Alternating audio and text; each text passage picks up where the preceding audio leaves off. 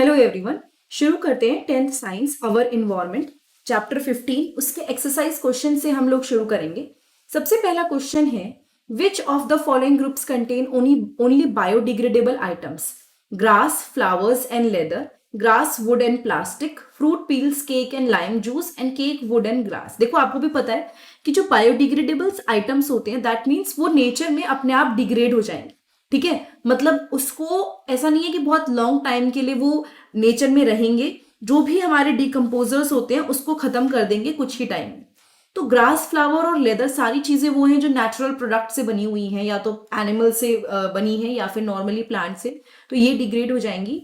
Grass, would और plastic नहीं होगा। Fruit peels, cake and lime juice बड़े आराम से डिग्रेड हो जाएगा। केक, वुड एंड ग्रास ये भी बड़े आराम से डिग्रेड हो जाएगा। सो अकॉर्डिंग टू दिस थोड़ा सा वुड टाइम लेता है डिग्रेड होने में, लेकिन बाकी चीजें ये they can get degrade very easily. ठीक है, which of the following constitute a food chain? इसमें से कौन सी चीज है जो एक फूड चेन बता रही है या फिर बना रही?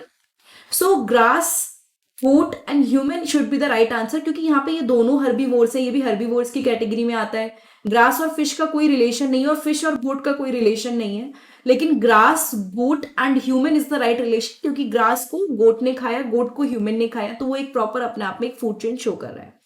विच of the followings are environmental friendly practices? इसमें से कौन सी ऐसी चीजें हैं जो करने से इन्वायरमेंट को भी फायदा होगा और हम उसको कंसिडर कर सकते हैं इन्वायरमेंट फ्रेंडली प्रैक्टिसेस में?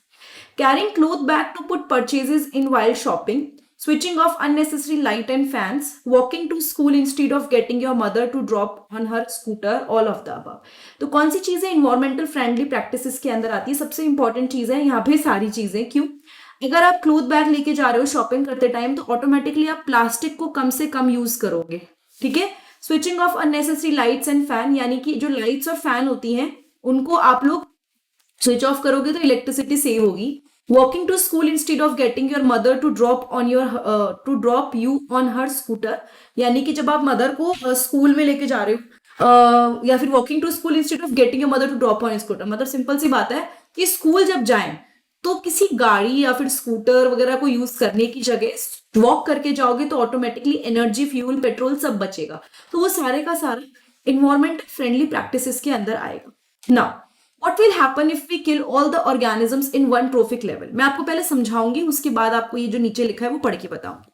सपोज पहला ट्रॉफिक लेवल ग्रास है, ठीक है, प्रोड्यूसर। उसके बाद यहाँ पर गोट या डियर है, डियर मान लीजिए, फिर यहाँ पे टाइगर है, बहुत कॉमन सा ये एक ट्रॉफिक लेवल शो कर रहा है। अगर आपने यहाँ पे पूरी तरह से खत्म कर दिया तो क्या होगा? देखो, ये पूरी तरह से खत्म कर दिया तो टाइगर की पॉपुलेशन भी डिक्लाइन हो जाएगी, क्योंकि उनके पास फूड प्रोडक्ट नहीं बचेंगे। ग्रास बहुत अनर्मस अमाउंट में हो जाएगी, लेकिन ऑब्वियसली कोई भी चीज अगर बहुत भी ग्रो करेगी तो भी फायदा नहीं ना, उसको कंज्यूम नहीं कर रहा, कोई कंट्रोल नहीं है, पूरा एनवायरमेंटल बैलेंस बिगड़ जाएगा। सो if we kill all the organism in one trophic level, the food supply to the next level will stop। वही बात हुई, डियर सारे मार दिए तो टाइगर को खाना नहीं मिलेगा। ठीक है, तो इसकी वजह से या तो टाइगर जो है वो भी मर जाएगा, या वो और दूसरी जगह पे माइग्रेट करना शुरू कर देंगे जहां पे उनको खाना मिले, बट ऑटोमेटिकली नहीं मिलने वाला। Killing the organism at one trophic level can damage and disturb the balance of other area। अगर कहीं पे भी एक ट्रॉफिक लेवल के ऑर्गेनिजम्स को हम मारते हैं तो वो ऑटोमेटिकली डिस्टर्ब कर देता है बैलेंस को पूरे एरिया के। ठीक है, as a result animal in the higher level will die, making the growth of animal in the lower trophic level. इसकी वजह से क्या होता है, जो एनिमल्स होते हैं हायर लेवल में वो मर जाते हैं, they will die, making the growth of animal in the lower trophic level increase in an enormous way.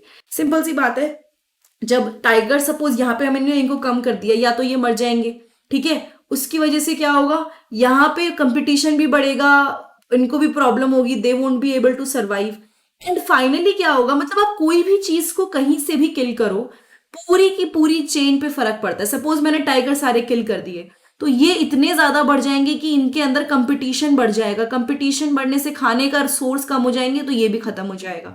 So these all are interrelated, और किसी भी एक ट्रॉफिक लेवल को खत्म करने से पूरा trophic level A to Z सब पे अफेक्ट पड़ता है। ठीक है, will the impact of removing all the organism in the trophic level be different for different trophic levels? Can the organism of any trophic level be removed without causing any damage to the ecosystem?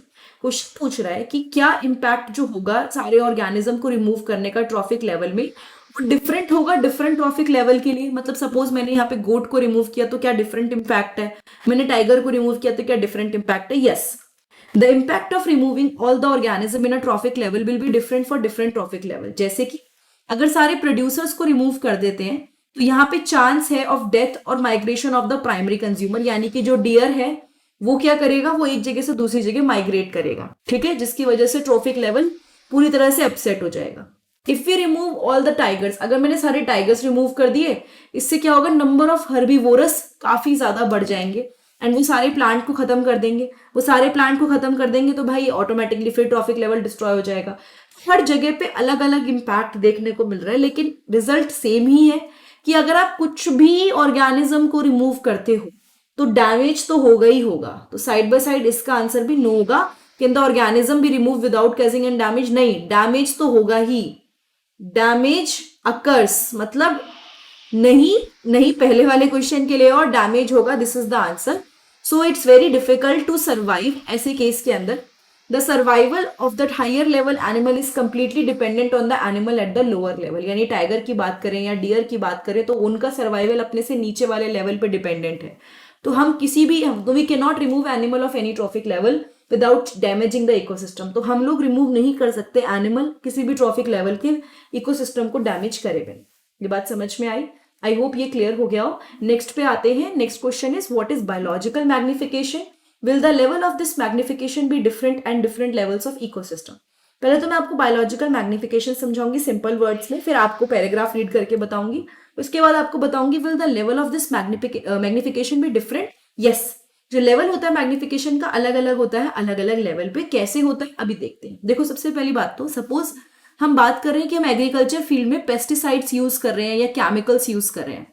वो pesticides water में जाके मिलते हैं, फिर धीरे धीरे water से वो फिशेस के अंदर जाते हैं। कोई एनिमल उन फिशेस को खा रहा है तो वो पेस्टिसाइड उसकी बॉडी में पहुंचते हैं, फिर उनको किसी ह्यूमन ने खाया तो उनकी बॉडी में पहुंच गए। लेकिन एक चीज होती है कि हर बार वो पेस्टिसाइड थोड़े थोड़े बढ़ते रहते हैं, like they keep on increasing. तो यहाँ पे जो आपका जो ये इंक्रीज हो रहा है ना डिफरेंट लेवल ऑफ इकोसिस्टम में, वो क्या शो कर रहा है कि जब आप किसी भी, नॉर्मली हम अगर किसी चीज की बात करें ना तो ये जो लेवल है मैग्निफिकेशन का डिफरेंट लेवल ऑफ इकोसिस्टम पे, वो फर्क पड़ रहा है कि सारे के सारे जो चेन है उसमें केमिकल कंपोजिशन है बढ़ेगी। मैं आपको इसको थोड़ा सा बुकिश लैंग्वेज में समझाती हूँ। केमिकल्स जो भी वॉश आउट होते हैं सॉइल के अंदर या वाटर बॉडीज के अंदर, सॉइल से ये प्लांट एब्जॉर्ब कर लेते हैं पानी के साथ साथ, मतलब पानी में घुल गए, पानी के साथ साथ ये केमिकल्स प्लांट ने एब्जॉर्ब कर लिए, ठीक है, या फिर ये चले गए एक्वेटिक प्लांट्स और एनिमल्स। इस तरह से क्या होता है, हमारी फूड चेन में ये केमिकल्स एंटर कर चुके हैं। लेकिन प्रॉब्लम ये नहीं है कि ये एंटर करे, चलो वो तो एक बात हो गई, लेकिन ये क्योंकि केमिकल डिग्रेडेबल नहीं होते, मतलब ये डिकम्पोज नहीं कर पाती बॉडी, इनको खत्म नहीं कर पाती, ना उनको बॉडी से बाहर निकाल पाती, तो ये धीरे धीरे एक्यूमुलेट होना शुरू करते हैं progressively at each trophic level. Her level पे ये बढ़ते रहते हैं, इंक्रीज होते रहते हैं। एंड क्योंकि कोई भी चेन में ह्यूमन बीइंग सबसे टॉप लेवल की पोजीशन एक्वायर करता है, जो मैक्सिमम कंसेंट्रेशन है इस केमिकल का वो हमारी बॉडीज में मिलेगा। तो जो बहुत जरा सा कंसेंट्रेशन एकदम लोअर ट्रॉफिक लेवल से स्टार्ट हुआ, प्लांट से शुरू हुआ किसी और में, या हमने डायरेक्ट खा लिया प्लांट को, तो फाइनली वो हमारी बॉडी तक पहुंचते पहुंचते काफी ज्यादा लेवल बढ़ जाएगा। And this is called biological magnification. Yes, the level of biological magnification is different for different trophic level. हर किसी के मतलब लेवल में जो लेवल बायोलॉजिकल मैग्निफिकेशन का है वो डिफरेंट है, हर किसी के लिए it is quite different. Now question 7th है, what are the problem caused by the non biodegradable waste that we generate? जो नॉन बायोडिग्रेडेबल वेस्ट चीजें हम जनरेट करते हैं वो क्या प्रॉब्लम क्रिएट करते हैं? सबसे पहली बात तो these substances can not be decomposed by the micro organisms, यानी कि जो भी नॉन बायोडिग्रेडेबल वेस्ट हम बना रहे हैं वो माइक्रो ऑर्गेनिज्म डिकम्पोज नहीं कर सकते हैं, ठीक है, माइक्रो ऑर्गेनिज्म उन चीजों को डिकम्पोज नहीं कर सकते। As the quantity increases, dumping becomes a problem. आप कहाँ पे डालोगे ये वेस्ट? सपोज केले का छिलका हो गया, घर का वेस्ट हो गया, लोग तो अपने घर में ही कंपोस्ट कर लेते हैं कई हद तक, नहीं तो बाहर जाके कंपोस्ट हो जाते हैं। बट नॉर्मल जो वेस्ट है जो नॉन बायोडिग्रेडेबल है, कहाँ पे इकट्ठा करोगे, कहाँ पे डंप करोगे? उसकी डंपिंग अपने आप में एक प्रॉब्लम है। Non biodegradable waste like heavy metals may enter the food chain in the upper trophic level. कई सारा नॉन बायोडिग्रेडेबल वेस्ट जो है, जैसे कि कुछ हैवी मेटल्स हो गए, वो फूड चेन में एंटर कर सकते हैं अपर ट्रॉफिक लेवल में। ठीक है, क्योंकि ऑब्वियसली जैसे प्लास्टिक है, आजकल न्यूज आ रही है कि लोगों की बॉडी में माइक्रो प्लास्टिक मिल रही है, क्योंकि वो डिग्रेड नहीं हुई तो वो हर लेवल पे बढ़ते बढ़ते काफी ज्यादा बढ़ने लग गई है। और दूसरी चीज, ये जो वेस्ट है ये फाइनली सॉइल में इनफर्टिलिटी कर सकता है, एसिडिटी और बेसिक उसको कुछ ज्यादा बना सकता है। So these are the consequences और द प्रॉब्लम जो नॉन बायोडिग्रेडेबल वेस्ट से होती है, जो हम जनरेट करते हैं। ठीक है, क्वेश्चन 8 है, if all the waste we generate is biodegradable, will this have no impact on the environment?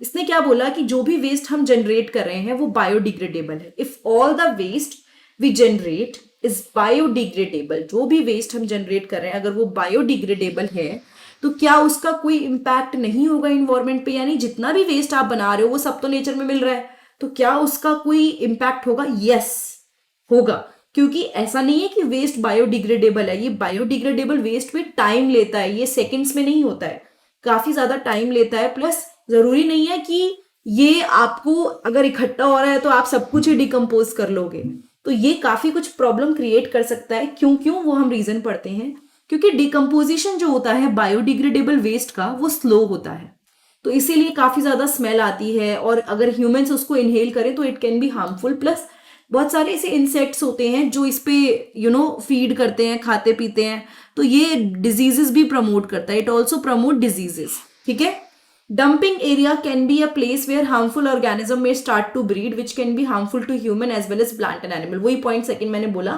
कि वहां पे जो एनिमल्स हैं they can breed, house fly, मच्छर, छोटे छोटे और एनिमल्स, वो सब वहां पे फीड कर सकते हैं। इनफैक्ट सपोज काऊ भी उस एरिया में चली गई तो वो कितना कुछ खाएगी, उसको भी इफेक्ट पड़ेगा, और हार्मफुल को मतलब ह्यूमन को भी इफेक्ट पड़ेगा। Increase in the number of aquatic organism may result in depletion of oxygen. अगर आपने नंबर ऑफ एक्वेटिक ऑर्गेनिज्म बढ़ा दिए, इंक्रीज कर दिए, तो उसकी वजह से ऑक्सीजन भी बढ़ जाएगा। आप लोगों को पता ही होगा कि जैसे हम लोगों ने पहले भी पढ़ा है कि कोई भी बायोडिग्रेडेबल वेस्ट को कंज्यूम करने के लिए जो माइक्रोब्स लगते हैं, माइक्रोब्स को ऑक्सीजन चाहिए होती है। तो अगर आप बहुत ज्यादा वेस्ट क्यूमुलेट हो गया है, आप उसको डिप्लीट करना चाह रहे हो, तो उसकी वजह से ऑक्सीजन भी कम हो जाएगी। Decomposition process can be time taking and it can cause damage to environment. ये जो डिकम्पोजिशन प्रोसेस है ना, ये बड़ा टाइम टेकिंग हो सकता है और ये एनवायरमेंट को डैमेज भी कर सकता है। So these are the problem जो जनरेट होगी किसकी वजह से, जो वेस्ट बायोडिग्रेडेबल है उसकी वजह से। एंड यस, डेफिनेटली उसको एनवायरमेंट पे उसका काफी नेगेटिव इम्पैक्ट देखने को मिलेगा। Now let's read about why is damage to the ozone layer a cause for concern. What steps are being taken to limit this damage? यानी कि अगर ये ओजोन लेयर डैमेज हो ही रही है तो इतना टेंशन वाली बात क्यों है, और क्या स्टेप लिए जा रहे हैं ताकि ये डैमेज ना हो। देखो, ओजोन लेयर एक प्रोटेक्टिव कवर है अर्थ के लिए। ये हार्मफुल यूवी रेस को बचाता है एंटर करने से अर्थ में, मतलब अर्थ में हार्मफुल यूवी रेस एंटर ना करें, उससे ये बचाता है। और ये क्या होता है ना, जब हार्मफुल रेज बहुत ज्यादा एंटर करती हैं, that can lead to skin cancer, तो इसकी वजह से स्किन कैंसर हो सकता है। But the air pollutants like chlorofluorocarbon are the main reason for the depletion of the ozone layer.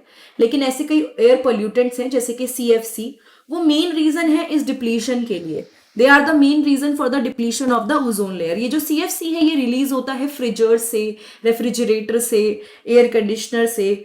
So too much of UV rays हम लोगों के लिए इसलिए हार्मफुल है क्योंकि प्लांट में ये पूरा का पूरा जो फोटोसिंथेसिस के लिए जो प्लांट्स होते हैं उनको भी डिस्ट्रॉय करता है। प्लैंक्टॉन्स जो कि पानी में रहते हैं और खाना वाना बनाते हैं, उनको डिस्ट्रॉय करता है। और सबसे बड़ी बात है, ह्यूमन में it is causing cancer, skin cancer कर रहा है ह्यूमन के अंदर, प्लस साथ में कोई और आई रिलेटेड डिजीज जैसे कि कैटरैक्ट। तो ये प्रॉब्लम ना काफी ज्यादा मतलब हमारे लिए ठीक नहीं है। सो उसके अकॉर्डिंग अगर हम देखें तो this is the reason why damage of ozone layer is a cause of concern. In 1987, the United Nations Environment Program (UNEP) succeeded in forging an agreement to freeze CFC production at 1986 levels. मतलब इसने क्या बोला कि United Nations environment programme UNEP ने क्या करा, एक ऐसा एग्रीमेंट साइन करवाया कंट्रीज से कि भाई हम CFC प्रोडक्शन को कंट्रोल करेंगे। नाउ ये मैंडेटरी है सारी मैन्युफैक्चरिंग कंपनीज के लिए कि CFC फ्री रेफ्रिजरेटर्स बनाए। It is now mandatory for all the manufacturing companies कि आप रेफ्रिजरेटर बनाओ लेकिन CFC फ्री बनाओ। और कंट्रीज खुद से ध्यान रखेंगे कि उनकी कंट्री के अंदर बहुत ज्यादा क्लोरोफ्लोरोकार्बन एमिशन नहीं हो रहा, बिकॉज एक दिन अगर ये लेयर बहुत ज्यादा डिप्लीट हो गई तो जितने ज्यादा चांसेस, अभी जितने हम केसेस देख रहे हैं ना स्किन कैंसर वगैरह के, ये और ज्यादा बढ़ जाएंगे। So I think that is it for today. हम लोगों ने इस पर्टिकुलर चैप्टर की एक्सरसाइज खत्म कर ली है। अगर ये वीडियो में आपको कुछ भी समझ में आया तो प्लीज चैनल को सब्सक्राइब जरूर कीजिएगा, वीडियो को लाइक कीजिएगा। एंड मोस्ट इंपॉर्टेंटली आप लोग क्या कर सकते हैं ना, मेरे चैनल पे जाके 10th की प्लेलिस्ट चेक कर सकते हैं। मैं मोस्टली साइंस और सोशल स्टडीज पे वीडियो बनाती हूँ, वो सारी वीडियोज आपको मेरे चैनल पे 10th की प्लेलिस्ट में मिल जाएंगी, उसको चेक जरूर कीजिएगा। एंड साथ ही साथ अलग अलग प्लेलिस्ट बनी हुई है, question answers, chemistry, physics, biology, geography, history की, सबको चेक कीजिएगा। Thank you so much. Have a nice day. I'll see you next time in the next video.